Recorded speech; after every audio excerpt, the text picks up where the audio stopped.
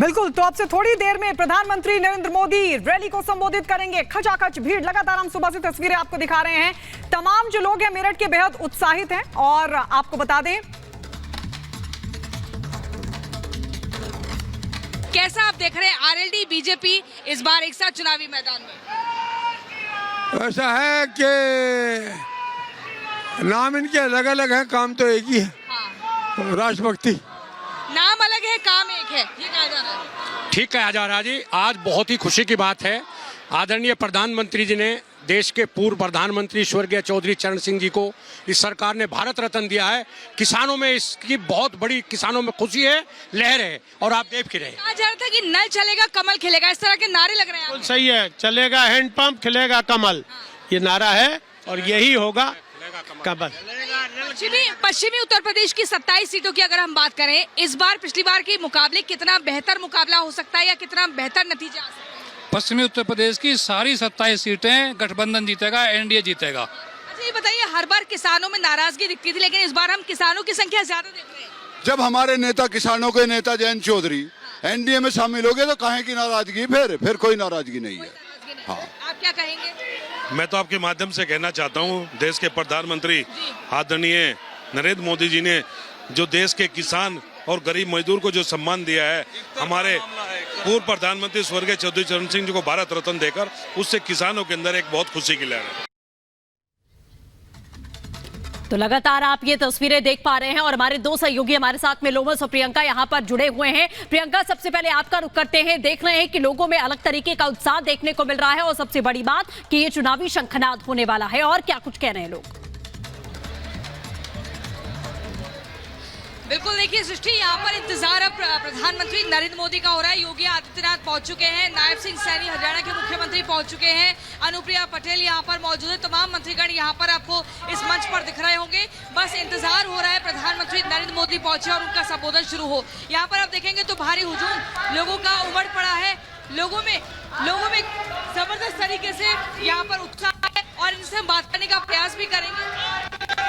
जी, मैं बहुत उत्साह है। मोदी जी को देखने के बैठे हैं, 4 घंटे से इंतजार कर रहे हैं, कहीं सीट न छूट जाए। लोग यहाँ पर बेसब्री से ऐसा इंतजार कर रहे थे कि बैठे रहे, चाहे सुबह से इंतजार करना पड़े क्योंकि सीट उठ जाएगी। बैठे 11 बजे से मैं आ गया था।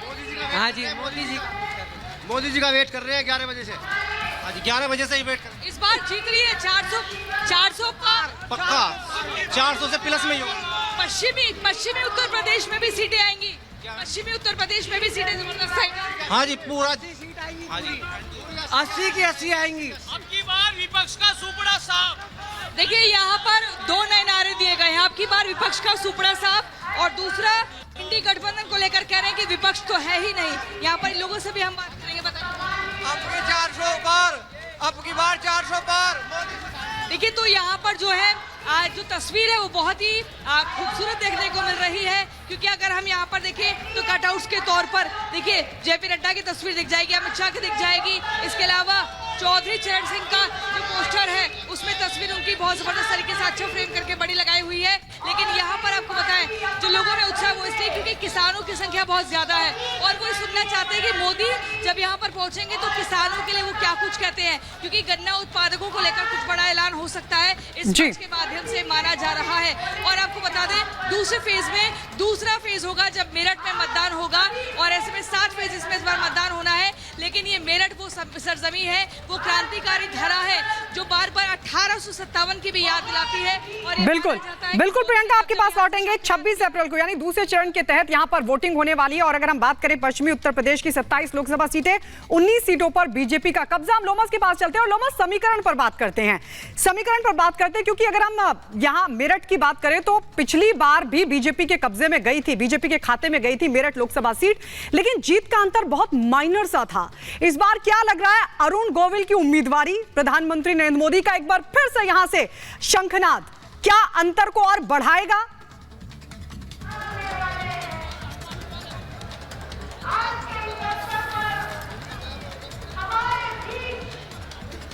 लोमस, बिल्कुल साफ तौर पे आप आप देख सकते हैं कि मेरठ का इतिहास रहा है और साफ तौर पे मेरठ का इतिहास ये रहा है कि लगातार ही बीजेपी यहाँ से जीतती हुई नजर आई है। अब से कुछ ही देर के बाद जब पीएम यहाँ पे पहुंचेंगे तो लाखों की तादाद में यहाँ पर लोग उन्हें सुनने के लिए पहुंचे हुए हैं। सभी ने मास्क पहना और जयकारा के नारे लगातार उनके द्वारा लगाए जा रहे हैं। यहाँ पे महिलाएं हैं तो दूसरी तरफ पुरुष है और साथ ही युवा भी यहाँ पे पहुंचे हुए केवल पीएम मोदी को सुनने के लिए यहाँ पहुंचे, क्योंकि पीएम मोदी यहाँ से चुनावों का शंखनाद करने जा रहे हैं और साथ ही अरुण गोविल को लेकर के चुनावी प्रचार करने की शुरुआत करने जा रहे हैं। साफ तौर पे यहाँ पे कई महिलाएं हैं, उनसे हम बात करने की कोशिश करेंगे। अब से कुछ ही देर के बाद पीएम पहुंचेंगे, किस तरीके से देख कुछ ही देर के बाद बहुत ज्यादा सुबह 10 बजे से बैठे हुए हैं और बहुत उत्सुकता से उनका इंतजार कर रहे हैं दर्शन पाने के लिए। और अरुण गोविल के रूप में नए यहाँ पर सांसद के उम्मीदवारी रूप में बीजेपी ने उतारा उनको, किस तरीके से देखती हूँ उन्हें? बहुत खुशी है और वो जीतेंगे भी, क्योंकि राम के रूप में तो लोगों ने उनके दिलों में राज कर ही चुके हैं राम जी के रूप में। अब मैं उत्साहित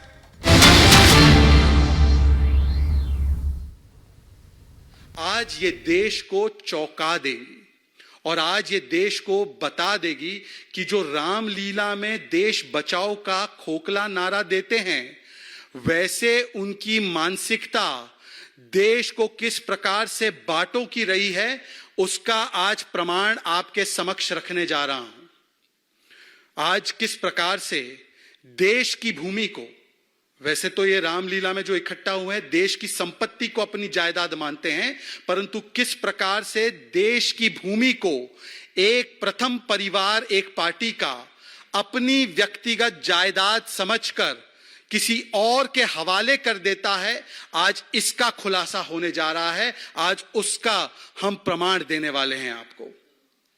मित्रों, 1974 का वर्ष, इंदिरा गांधी की सरकार, तमिलनाडु में मुख्यमंत्री डीएमके के करुणानिधि जी, एक आदेश जाता है इंदिरा गांधी जी की तरफ से कि आपको यह आदेश दिया जाता है कि कच्चातीवू टापू को आप तुरंत प्रभाव से सौंप दे श्रीलंका को। रात के अंधेरे में बिना किसी से बात किए, बिना किसी से चर्चा किए, देश की अखंडता, एकता, देश की सार्वभौमिकता के खिलाफ इतना बड़ा कदम उठाया जाता है और देश के साथ मैं कहूंगा गद्दारी की जाती है, क्योंकि ये टापू कोई केवल जमीन का टुकड़ा नहीं था।